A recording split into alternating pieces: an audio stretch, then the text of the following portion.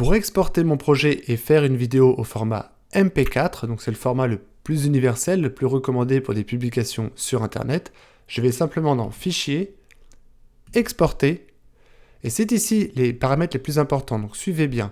Alors, je vais donner d'abord ici un titre, bon, par exemple, plus de vues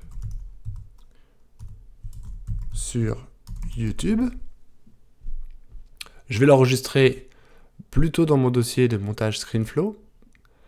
Je vais choisir le pré-réglage Web High et surtout le plus important, c'est ici dans les paramètres personnalisés. Je regarde dans les paramètres personnalisés, fréquence d'image, 30 images, ça c'est bien. Je m'assure que cette case est cochée, c'est parce qu'ici c'est un codec, c'est un format de compression qui est le plus recommandé pour des publications sur Internet, donc vidéo H264 est coché, donc là je n'ai rien à faire, c'est déjà précoché. En débit, c'est là le plus important. Ce que je vous recommande ici, c'est d'opter pour une valeur entre 5000 et 6000. Donc prenons 5000, c'est ce que j'ai l'habitude d'utiliser comme débit.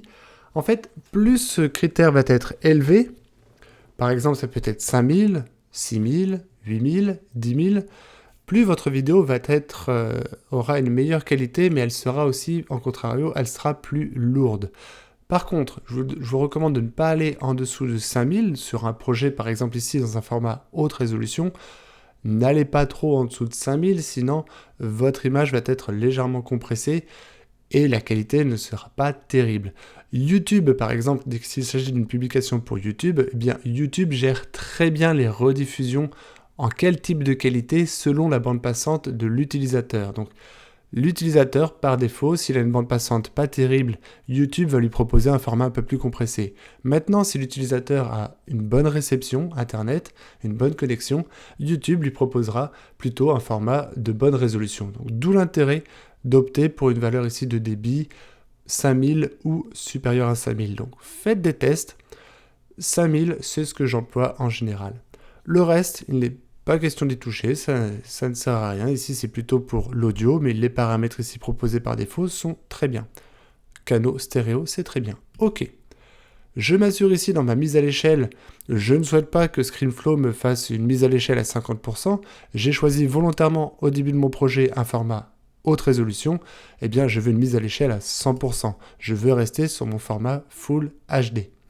Je n'ai plus qu'à cliquer sur Exporter et attendre 2 ou 3 minutes selon la taille de votre projet.